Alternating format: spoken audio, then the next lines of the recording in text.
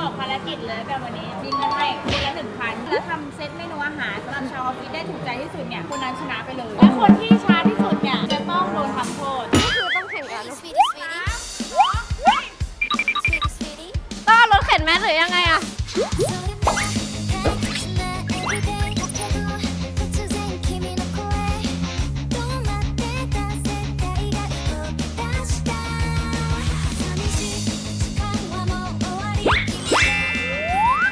วันนี้นะคะทุกคนเราอยู่กันที่กูเม่มาร์เก็ตสาขาเดอะมอลล์บางกะปิตัวนี้ไม่มีอะไรมากทีมงานบอกว่าเนี่ยมีบัตรอันนี้มาให้บัตรทูดิจิตอลการ์ดนะคะให้มาทำไมก็ไม่รู้นี่ก็คืองงเหมือนกันบอกภารกิจเลยแบบวันนี้ก็คือจะให้ซื้อของในกูเม่มาร์เก็ตฟู้ดคอร์ทกูเม่เทคโฮมจะไม่ใช้กระเป๋าสตางค์เลยแต่มีเงินในทูมันนี่วอลเล็ตให้คนละ 1,000 พร้อมบัตรที่เธอถืออยู่ใครซื้อของได้ครบถ้วนแล้วทำเซตเมนูอาหารสำหรับชาวออฟฟิศได้ถูกใจที่สุดเนี่ยคนนั้นชนะไปเลยก็คือจะมีแอปที่ผูกในโทรศัพท์แล้วก็สามารถใช้กับบัตรนี้ได้ด้วยกูเม่มาร์เก็ตเนี่ยจะใช้บัตรได้แต่เทคโฮมแล้วก็ฟู้ดคอร์ทเธอต้องใช้โทรศัพท์แต่ว่าไม่หมดเท่านั้นเวลาในการซื้อคือ30 นาทีและคนที่ช้าที่สุดเนี่ยจะต้องโดนทำโทษก็คือต้องแข่งกันเพื่อนแกเขาทำอาหารไม่เป็นเอาแบบมาม่าเนี่ยเติมน้ำร้อนอย่างเดียวได้ปะต้องเป็นเซตสำหรับชาวออฟฟิศใช่ไหมได้เฮ้ยทำไมไวอ่ะยัง5เดี๋ยวไปก็ได้3 2 ไปต้องเอารถเข็นไหมหรือยังไงอ่ะอันเธอขอรถเข็นหน่อยนะคะไปมีแฟร์อะไรยังไงมีที่คิดไว้ในใจอ่ะถ้าคนส่วนใหญ่จะชอบกินเบคอนไปหาเบคอนก่อนนี่เราต้องดูราคาเอาที่มันเหมาะสมมันเรื่องอะไรวะ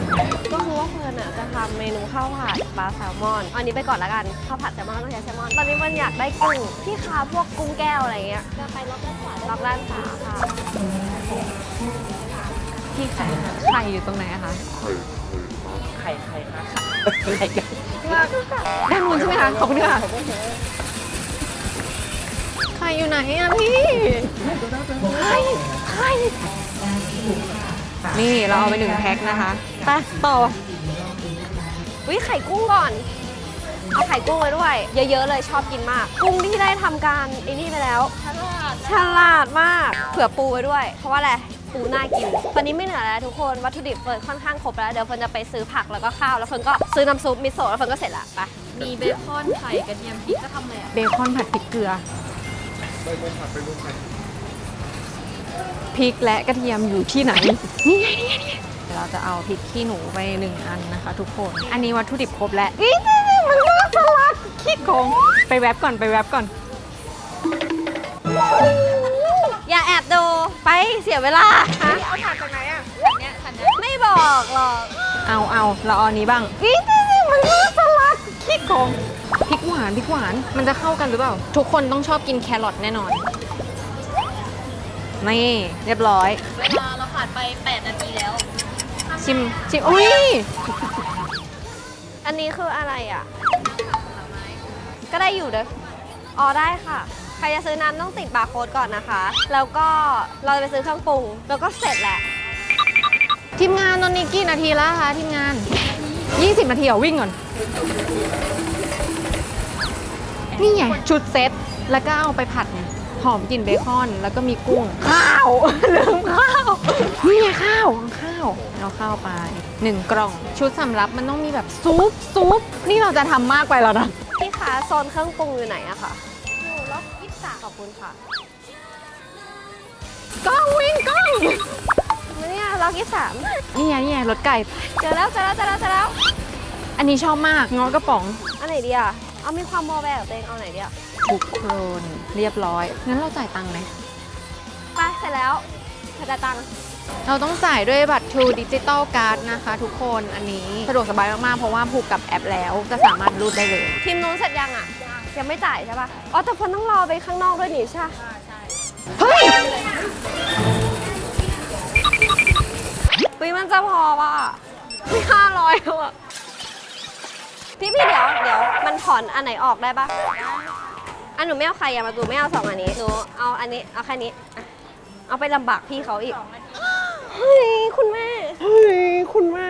พี่แคปชี่หายไปไหนทีมงานตอนนี้เหลือกี่นาทีคะประมาณ10 นาที10 นาที ไม่เป็นไร ยังได้อยู่ ที่นี่เขาไม่แจกถุงพลาสติกแล้วนะต้องมีซื้อถุงผ้า29 บาท โอเคได้ คือได้แค่ลุ้นว่าจะเกินไหม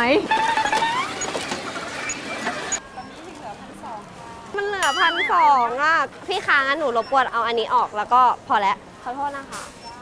เฮ้ยแล้วข้างนอกก็ยังไม่ได้ทุกคนเนี่ยเหตุเกิดจากการหยิบแบบฟุ่มเฟือย 700 ไม่เกิน เดี๋ยววันนี้ขอใช้ True Digital Card นะคะ ขอบคุณมากค่ะ นี่นะคะทุกคนให้ดูเลยว่าเราอ่ะใช้ไม่เกินงบอยู่ที่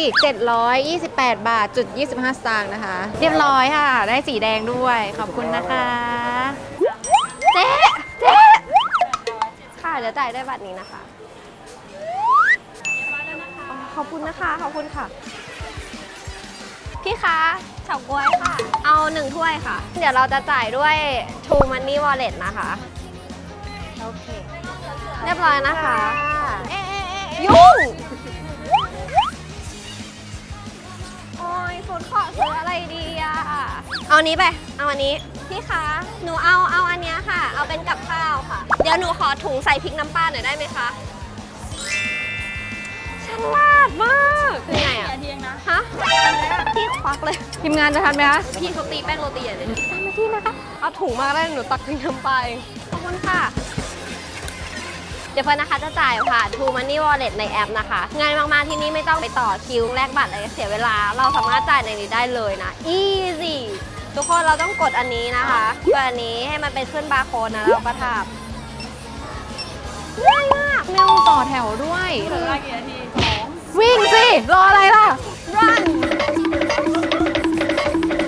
วายไอ้พลอยวาย ไม่บอกหรอก เหนื่อยมาก เหนื่อยมากจริง ได้ข่าวว่าเพื่อนใช้เงินเกินด้วยนี่ ไม่แต่เกินปุ๊บเราหยิบมาเผื่อเลือกไง ตอนนี้เหลือเงินเท่าไหร่ เหลือ31 บาท ว้ายเหลือตั้ง 236 บาท นี่ไม่เกินงบก็ถือว่าเก่งแล้ว ไม่แต่ว่าอันเนี้ยคือเลือกใช้วัตถุดิบมีคุณค่า มีโภชนาการ และยังราคาถูกด้วย แต่เราบอกแล้วว่ากฎต้องเป็นกฎที่มาช้าแล้วโดนทำโทษ นั่นก็คือ ใช่ เฟิร์นจะมีสิทธิ์หยิบวัตถุดิบของพลอยออกได้ชิ้นหนึ่ง แกทำเมนูอะไรอ่ะ เขาจะทำข้าว มีกับข้าว อะไรของแกวะ เหมือนมันบอกใบ้อะแกทำกับข้าวกับข้าวใช่ปะแกทำ เพื่อน ข้าว ใจร้ายไม่เป็นไรโดนยึดของก็ไม่เป็นไร แต่บอกเลยว่าการซื้อของของเราในวันนี้คือสะดวกสบายมาก มาก ๆ เพราะว่าเรามี True Digital Card ใช่ไหมกับอีกอันนึงคือแอป True Money Wallet บอกเลยว่าใช้ง่ายมาก คือแค่ผูกกับเบอร์โทรศัพท์กับบัตรประชาชนคือสามารถใช้ได้แล้ว และอย่างที่สำคัญคือเติมเงินง่ายด้วย จะเติมผ่านมือถือหรือว่าเซเว่นหรือว่าช่องทางอื่นอีกมากมายก็ได้หรือว่าเราสามารถเช็คยอดเงินคงเหลือในแอปได้เลย ใช่ และสามารถใช้ที่ต่างประเทศได้ด้วยนะคะ และที่สำคัญอีกอย่างหนึ่งคือเราสะสมคะแนนทุก 25 บาท เราจะได้รับ 1 True Point ด้วย งั้นเดี๋ยวเรากลับไปออฟฟิศเพื่อไปทำกับข้าวกันไหม ได้ ทำกับข้าวที่ต้องแข่ง ทำกับ ปะเนี่ย ข้าวนี่มีอะไรอีกไหม แพงดีต้องให้ทีมงานชิม5 คนตัดสิน 5 คนพูดมา 1 ชื่อ ต้องมีเจและ ไอตัวนี้มันยิ่งแกล้งอยู่เขาถือของเขาแล้ว ทำไมอ่ะก็ไปได้กันไง ไม่ ให้มันตายใจก่อนแล้วเราก็ค่อยจัดข้าว อะไร เปล่า พูดอะไร เปล่าไป ไปแล้วทุกคนเราอยู่ที่สตูดิโอกันแล้ว ไหนทีมงานมีอะไรอีก เดี๋ยวจะให้ทำเซตเมนูใช่ไหมอย่างที่บอกอะแนะนำให้หน่อย ของเฟิร์นเลือกเป็นเซตข้าวผัดซีฟู้ดอันนี้ปลาแซลมอน มีกุ้ง มีไข่ ของพลอยนะคะ วันนี้พลอยจะทำเมนูคล้ายๆว่าเกลือ ตัดเผ็ดเราก็จะมีน้ำแกงเป็นซุปให้ คิดมาแล้วน่ะ ข้าวต้มฝีมือเฟิร์นก็แบบ เดี๋ยว ฝีมือไม่ตัดลีลาดีอย่างเดียวพอพร้อม ไป 気持ちはキャンディーストライプブルブル色とりどり虹みたい甘い時もあるたまに切ない毎日見てても never get enough 飽きないもういい ฉันทำจะระวังนิ้วนะได้แล้ว thank youเ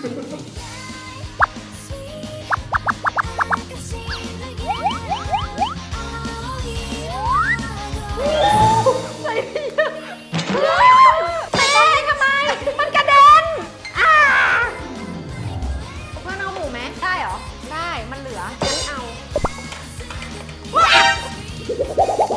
ก็ดูแบบ อร่อย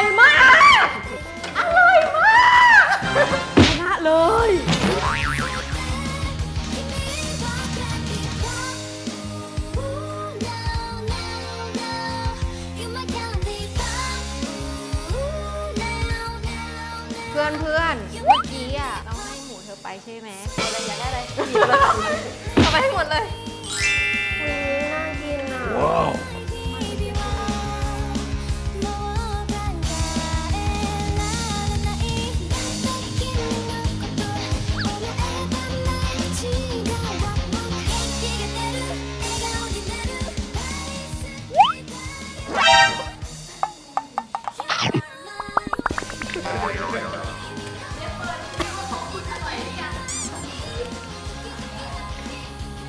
ของแกเสร็จยังอ่ะ เสร็จแล้วเหลือทอดไข่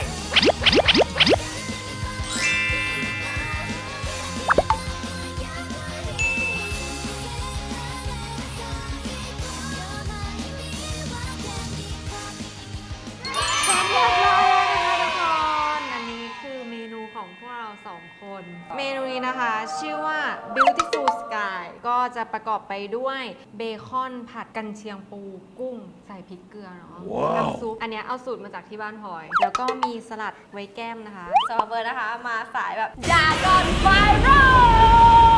ลคอนเซ็ปต์ง่ายๆเป็นพลังงานแล้วก็มีหมูไข่ผักก็ครบ5 หมู่ เพราะว่าเดี๋ยวเรามีทีมงานมาชิม5 คน งั้นเดี๋ยวเรา2 คนขอตัวไปพักก่อนนะคะ ก็เมนูนี้แซ่บซับซ่า เมนูนี้แก่นเฟี้ยว เฟี้ยว กระท้อง้อกระท้อง้อคืออะไร ง้ออยู่นี่ แก่นเฟี้ยว แก่นเฟี้ยว เมนู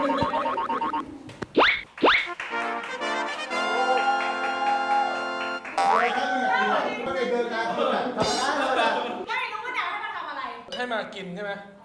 ได้กินแหละ จะให้เราชิมจากอัน เซตนี้ก่อน เซตนี้ชื่อเซตว่า Beautiful Sky เขาบอกว่ามาจากท้องฟ้าที่เรารู้สึกแบบ สวย ชื่น หมู่บ้านมึงมาจากท้องฟ้า เฮ้ยทุกคนครับ อร่อย ว้าวอยู่นะ เดี๋ย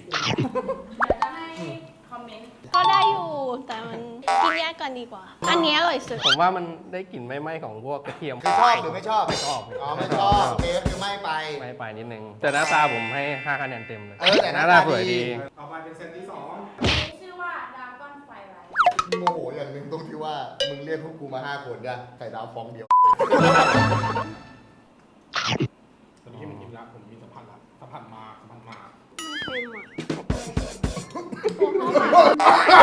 เหมือนโดนเกลืออะไรเงี้ย รสชาติเป็นไงบ้าง ผมเริ่มจากการกินน้ำซุปก่อนนะตัวเนี้ยมันมีรสชาติกินง่ายเหมาะสำหรับเด็กทุกคนป่วยดูเราอาหารให้ขนาดนี้ โดนเกลือ คือปกติลูกโดดอ่ะมันจะเป็นพริกใช่ป่ะไอเนี้ยไม่โดดเกลือคือมึงกัดไปแป้มึงไอแน่นอน ถ้าเราใส่พร้อมซอสอ่ะหวานเปรี้ยวต่างก็จะดีขึ้น หน้าตา สูสีกันแต่ชอบอันนี้เรื่อง เข้ากับชื่อมากกว่านะ เข้ากับชื่อมากกว่า อันนี้งงเลยว่ามาจากฟ้าแล้วจูนคิดยังไงกับเมนูนี้ คำแรกเค็ม แล้วคำที่2ไง เค็ม เค็มกว่า เราจะให้เลือกเซตเมนูที่ตัวเองชอบที่สุด 1 2 เอ้ากูคนเดียวเหรอ เฮ้ยมึงมือเดียวดิ มึงอย่าโกงดิ มึงโหวตได้เสียงเดียวดิ เบลิฟูสกายชนะพวกมึงบอกเค็มกันไม่หมดเลยของมึงนี่หว่า อันเนี้ยถ้าถามว่ามันอร่อยไหมอะมันอร่อยเว้ย แต่ว่ามันอร่อยเพราะตัวเนื้อ ผมว่ารสชาติมันดูกลางๆ มันง่ายกว่า มันไม่ได้เค็มโดดเหมือนตัวนี้พี่ เก่งไม่ไง เริ่มออกงานแล้วเริ่มออกงานแล้วเริ่มบดแรดแล้วเริ่มทำไมว่าเรื่องนี้เพราะผมชอบกินเค็มที่ฮาเลยนะอันนี้นะ อันนี้ผมว่ามันมาถูกทางนะก็ลดเค็มไปหน่อยสมบูรณ์เลย ส่วนของผมเลือกอันนี้เพราะว่าเมื่อกี้น่าใส่ซอสเข้าไปอ่ะ มันจะอารมณ์ข้าวผัดแดงๆเลย น่าจะอร่อย คิดว่า Beautiful Sky นี่ของใคร เอาแค่ชื่อพอเลยไม่พอยเรื่องก็พอยเจนเจ้าของเมนูครับ ทำมาเป็นแบบว่าผัดพริกเกลือใช่ป่ะ ให้กินไอเนี่ยตบท้าย อันนี้ เพื่อให้มันสดชื่น อ๋อ ไม่เห็นเนาะใส่น้ำแข็งมาให้ด้วย อ๋อ แล้วเนี่ยนะทำไมเค็ม โอเคคุณผู้ชมเดี๋ยวจะหาว่าผมว่าหน้าม้า แล้ว เดี๋ยวกูหาเม็ดมันจะอยู่ในนี้มันนี่มันเป็นเม็ดแดงเว้ยเธอ มือผมเลยข้าว เธอกัดแตกเป๊ะปุ๊บเธอรู้เรื่องเลย ชาวญี่ปุ่นมาพี่ อร่อยนะ อร่อย ซุปดีที่บอกว่าเข้มข้นกำลังดี โอ้ยหมูให้หมูไปอ่ะ ไม่เราทำไม่อร่อย เอา มาก น้ำจิ้ม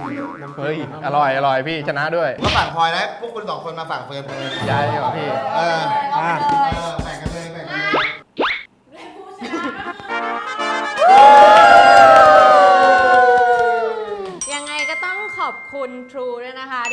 บัตร True Digital Card เนี่ยกับพวกเรามาใช้ เอาเลยค่ะ บอกเลยว่าบัตรนี้นะ ไม่ต้องพกเงินสดแค่ผ่านแอปแค่นั้น ใช้ง่ายไม่พอแถมยังใช้สะสมแต้มได้ด้วยเนาะแค่รูดจ่ายด้วยบัตรนี้นะคะ บัตรเดียวบอกเลยเอาอยู่ไปต่างประเทศก็ได้นะ เอาไปแลกสะสมแลกของอะไรก็คือได้เยอะมากๆค่ะทุกคนก็วันนี้นะคะเราทุกคนก็ต้องขอตัวไปก่อนนะคะ เดี๋ยวจะไปจัดการให้หมดได้ป่ะ วันนี้สนุกมาก ขอบคุณครับ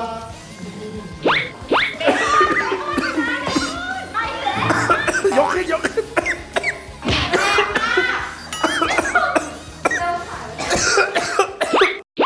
ฮันแน่ยังดูกันไม่จุใจใช่ไหมงั้นคลิกด้านข้างแล้วไปดูความสนุกกันต่อได้เลย และที่สำคัญอย่าลืมกดไลค์กดแชร์กด Subscribe ให้พวกเรา 3 คนกันด้วยนะคะ จะได้ไม่พลาดคลิปใหม่ๆ ที่จะมาอัปเดตความอร่อยให้ทุกคนได้ดูกัน